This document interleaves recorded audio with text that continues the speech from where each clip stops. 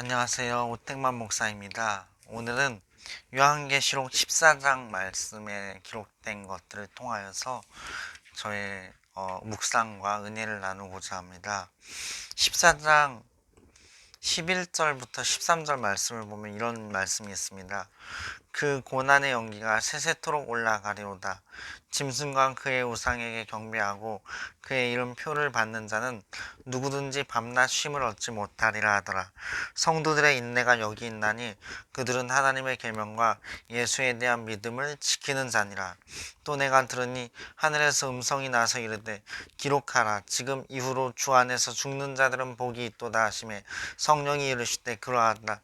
그들이 수고를 그치고 쉬리니 이는 그들의 행한 일이 따름이라 하시더라. 아멘. 우리가 좁은 문 좁은 길에 대한 이야기들을 합니다. 좁은 길은 우리의 목적지가 아니죠. 그러나 우리가 반드시 통과해야만 하는 우리 삶의 어떠한 어려움들입니다.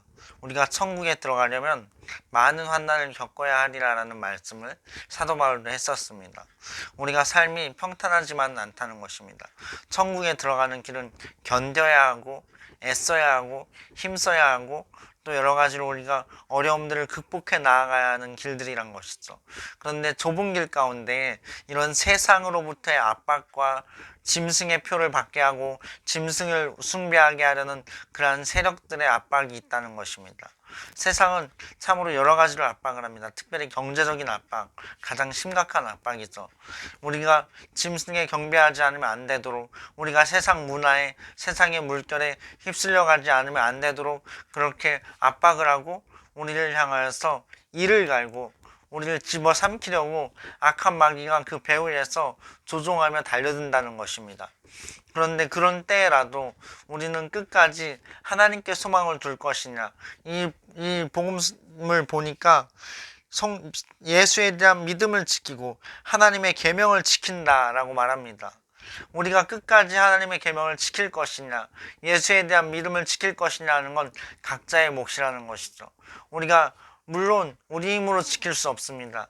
하나님께 도와움을 구하고 하나님의 은혜로 지키죠. 그래서 기도와 말씀으로 깨어 있어야 하고 하나님의 은혜로 참으로 그 모든 어려움들을 헤쳐나가고 이겨내야 되는 것이죠. 그런데 여기 보니까 죽는다라고 해요. 죽는다. 그리고 그때야 쉼이 온다 이렇게 표현을 합니다. 즉 우리가 이 땅에서 바라볼 것이 없다라는 것입니다. 이 땅에서 뭐 좀 펼쳐봐야지, 이 땅에서 뭐 좀 잘 살아봐야지, 이 땅에서 뭐 좀 어떻게 한몫 잡아봐야지, 이게 절대적으로 크리스천들에게 올바른 비전이 아니라는 것이죠.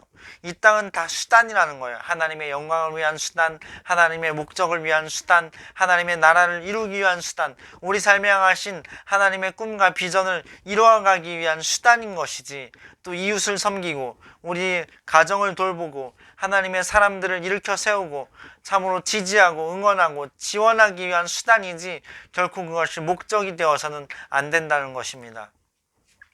그래서 세상의 압박과 세상의 수많은 즐기고 가라는, 그리고 세상의 것을 움켜쥐라는 그러한 사상과 그러한 인본주의 철학의 공격에도 불구하고 우리는 쓰러지지 말고 예수 계명 탐내지 말라, 예수 계명 하나님의 영광을 위하여 살라 하는 그 계명을 지켜야만 하는 것입니다. 요한계시록 14장 18절 20절을 보니까 이렇게 써 있습니다. 또 불을 다스리는 다른 천사가 제단으로부터 나와 예리한 낫 가진 자를 향하여 큰 음성으로 불러 이르되 내 예리한 낫을 휘둘러 땅의 포도송이를 거두라. 그 포도가 익었느니라 하더라. 이것은 하나님의 진노가 무르익었다 이것을 표현한 거죠. 천사가 낫을 땅에 휘둘러 땅의 포도를 거두어 하나님의 진노의 큰 포도주 틀에 던짐에 성 밖에서 그 틀이 밟히니 그 틀에서 피가 나서 말 굴레까지 닿았고 1600 스타디온에 퍼졌더라. 하나님의 큰 진노의 때가 되니까 세상에 편만하였던 그 사상과 철학, 그 압박하고 압제하던 것들, 경제적인 압박들, 그 모든 그들의 문화들, 그것들이 하나님의 포도즙 틀에 밟혀서 1600 스타디온에 피처럼 퍼진다는 겁니다. 300km라고 말하는데 1600 스타디온은 그처럼 많이 정말 수단, 그러한 죄악들이 있다 할지라도 그 죄악들이 번성하고 번영하고 이 땅에서 한몫 잡는 것 같고 뭔가 제대로 되어가는 것 같고 정말로 크게 그들이 뭔가를 성취하는 것 같고 그들이 몫을 잡는 것 같고 그들이 앞서 나가는 것 같이 보여도 결국엔 그들은 하나님의 진노를 피할 수 없다는 것입니다. 성경적 가치를 놓치고 하나님의 진리를 저버리고 예수 그리스도의 복음을 멸시하는 그들의 문화와 사상과 관습과 그 철학은 결국에는 말굴레까지 닿는 그런 하나님의 진노를 받을 수밖에 없는 운명이라는 것이죠. 그러면 우리는 이 진리를 알기 때문에 이 결말을 알기 때문에 우리는 안심할 수 있고 우리가 분주해지지 않을 수 있고 우리가 동심하지 않을 수 있는 것이죠. 야, 옆 사람도 비트코인 투자해서 막 벌었대. 아, 옆 사람도 막 이 세상에서 유흥업에서 막 벌었대. 야, 옆 사람도 이중장부 써서 막 벌었대. 이런 것에 우리가 흔들리지 않을 수 있는 것이죠. 어떻게? 하나님께서 그들을 심판하실 걸 아니까. 하나님께서 그들을 다스리시고 심판하실 거 아니까. 그리고 또 우리가 이 땅에서 법에 걸리는 것이 아니라 할지라도 사람들에게 손가락질 받는 것이 아니라 할지라도 인본주의와 이 땅에서만 잘 먹고 잘 누리고 잘 살자 하는 주의는 철저히 비교도교직입니다. 하나님 나라를 바라보지 않고 영원한 가치를 추구하지 않고 하나님 나라에 쌓아놓기를 추구하지 않는 그 모든 가치 추구, 그러한 모든 모습들은 비기독교적이라는 것입니다. 그것들은 절대로 기독교와 같이 갈 수 없는 가치입니다. 우리가 그러한 것들을 볼 때에도 이 땅에서 평온하고 명예도 있는 것 같고 기부도 많이 하는 것 같고 뭔가 착하게 사는 것 같고 양심스럽게 살면서 자기도 풍요롭게 사는 것 같은데 예수만 빠졌네. 그런데 예수만 빠지면 어떻게 해요? 하나님의 진노가 오는 거예요. 예수가 없으면, 예수의 그 영원한 가치가 없으면, 예수의 나라에 소망이 없으면, 하나님의 나라의 그 영광스러운 은총의 뜻에 그 은혜, 하나님의 하나님의 그 갚아주심에 우리의 소망이 없으면 그렇게 되는 겁니다. 그러므로 우리가 분명히 기억해야 됩니다. 우리는 영원한 가치에 소망을 둔다. 우리는 진노받을 이 세상과 딴 길을 간다. 그들과 같이 걷지 않겠다. 그들의 문화와 사상을 답습하지 않겠다. 그들의 길을 걷지 않겠다. 넓은 길로, 많은 사람이 가는 길로, 멸망이 끝으로 끝나는 그 길로 가지 않겠다. 그리고 좁은 길로 가겠다. 어려움이 다가오죠. 우리가 극복해야 될 어려움들이 있을 겁니다. 그럴 때 포기하지 마십시오. 여러분, 아프가니스탄에서 어려운 일들이 벌어지고 있습니다. 기독교인들이 사살을 당하고요. 추방을 당하고요. 어려움들을 겪고 있습니다. 인권 유린이 일어나고 있습니다. 그런데 그 가운데 우리가 아프가니스탄 외부에서 아프가니스탄에 있는 사람들에게 권면을 한다면 뭘 할 수 있을까요? 아프가니스탄에 있는 우리의 형제 자매들에게 권면을 한다면 뭘 권면할 수 있을까요? 전 이렇게 권면할 수 있다고 봅니다. 어떤 권면보다 가장 훌륭한 권면은 견뎌라. 끝까지 충성해라. 주님 놓치지 말아라. 절대로 배신하면 안 된다. 절대로 배도하면 안 된다. 그럼 끝이다. 정말 끝나는 거다. 배도하면 안 된다. 죽는 한이 있더라도 온갖 고문을 다 당하더라도 예수님 편에 서라. 하나님 선택해라. 끝까지 이겨라. 그리고 천국 가서 만나자. 거기서 평안할 거다. 조금만 견디면 된다. 전 이 권면을 해줘야 된다고 싶어요. 그런데 아프가니스탄은 아주 극단적인 예시이지만 우리 세상에서 살아가는 그 모든 세상 가운데도 똑같다는 거예요. 우리가 좁은 문을 향하여서 가고 있습니다. 좁은 길을 걷고 있습니다. 그 끝에 생명이 있습니다. 우리는 협착하고 좁은 길이에요.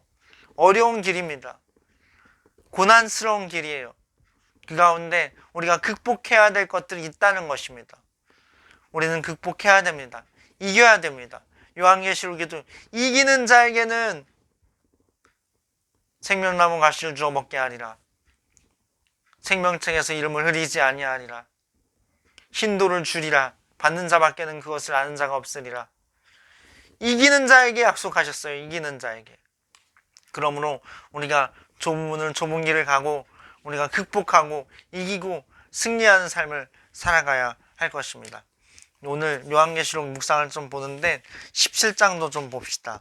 17장에 보면 1절부터 6절을 좀 보겠습니다. 또 일곱 대접을 가진 일곱 천사 중 하나가 와서 내게 말하여 이르되 이리로 오라. 많은 물 위에 앉은 큰 음녀가 받을 심판을 네게 보이리라. 땅의 임금들도 그와 더불어 음행하였고 땅에 사는 자들도 그 음행의 포도주에 취하였다 하고 곧 성령으로 나를 데리고 광야로 가니라. 내가 보니 여자가 붉은빛 짐승을 탔는데 그 짐승의 몸에 하나님을 모독하는 이름들이 가득하고 일곱 머리와 열 뿔이 있으며 그 여자는 자주빛과 붉은빛 옷을 입고 금과 보석과 진주로 꾸미고 손에 금잔을 가졌는데 가증한 물건과 그의 음행에 더러운 것들이 가득하거라. 그의 이마에 이름이 기록되었으니 비밀이라 큰 바빌론이라 땅의 음녀들과 가증한 것들이 엄이라 하였더라. 또 내가 보매 이 여자가 성도들의 피와 예수의 증인들의 피에 취한지라. 내가 그 여자를 보고 놀랍게 여기고 크게 놀랍게 여기니. 여러분, 이거 비유로 말하는 거지만 분위기가 딱 보이지 않습니까? 성도를 박해하는 거대한 도시 세력이에요. 최첨단 도시 세력입니다. 성도를 박해하는 세력. 앞으로는요, 우리가 오바마케어도 그런 건데 그 의료 기술이 발달해가지고 몸속에 철을 심습니다. 그래가지고 어디가 아프면 곧바로 병원에서 전화가 와서 센서가 작동해서 우리가 진료를 받을 수 있게 한다든지 그런 시스템이 제공이 될 거예요. 그런 시스템이. 그런 날이 올 것입니다. 그런데 그런 것들이 박해에 사용될 수 있다는 거예요. 사람은 죄인이기 때문에. 그리고 이 세상은 하나님의 복음을 순종하지 않는 이상 자꾸만 복음을 박해하는 길로 가기 때문에 지난 2000년 동안 그래 왔습니다. 예수 그리스도를 믿는 사람들 어떤 방향으로든 박해하려고 애를 써왔습니다. 앞으로도 그럴 거예요. 그런데 이 음녀는 너무나도 가증스러운 것이 하나님을 모독하는 이름들로 완전 장식을 하고 그리고 온갖 비싼 것으로는 다 꾸몄습니다. 화려한 것, 비싼 것으로 다 꾸몄습니다.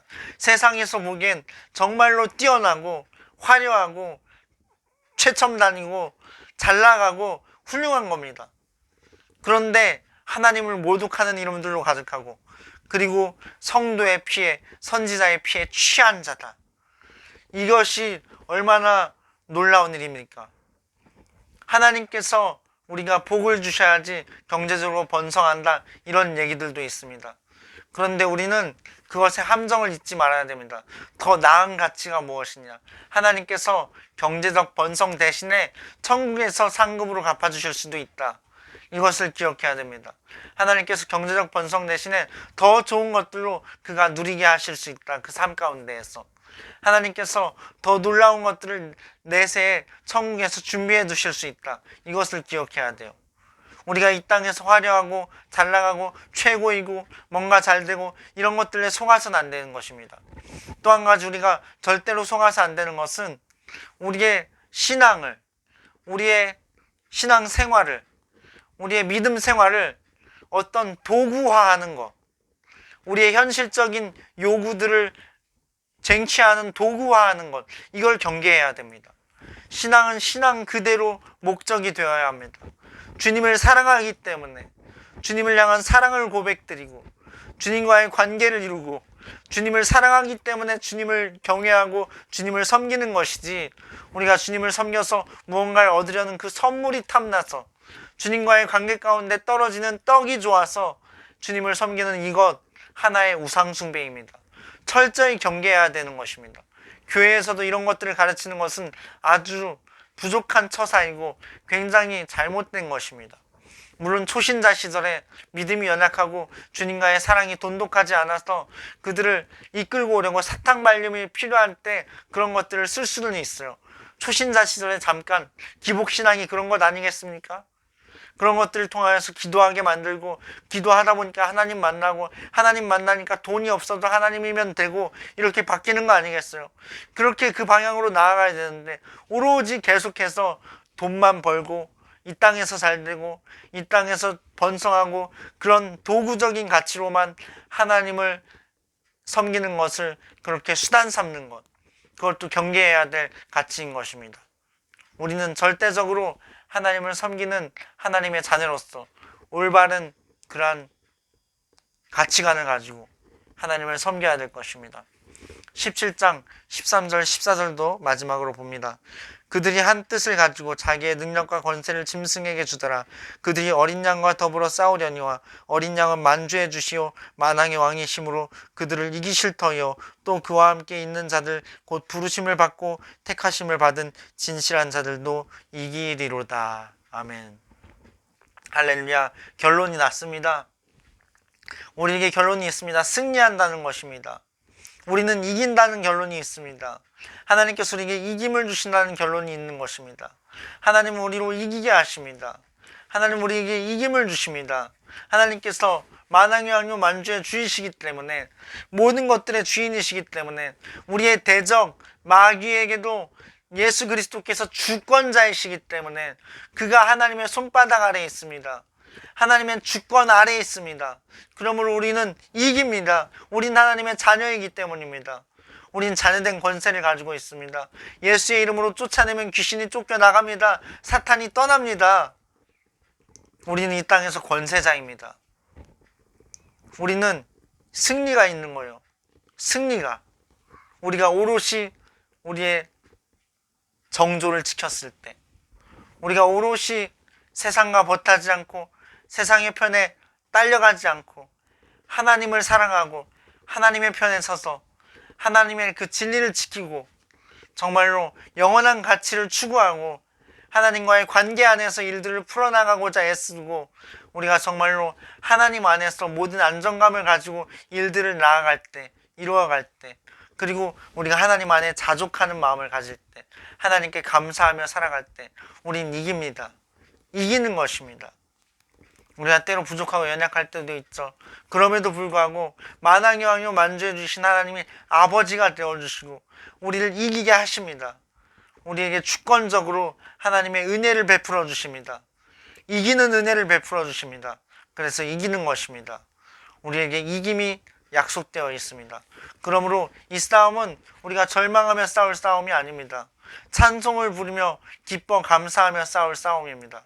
이 거룩한 싸움을 잘 싸워서 정말로 하나님께 영광이 되고 무사람들에게 칭송과 참으로 칭찬이 되는 우리 삶이 되었으면 좋겠습니다.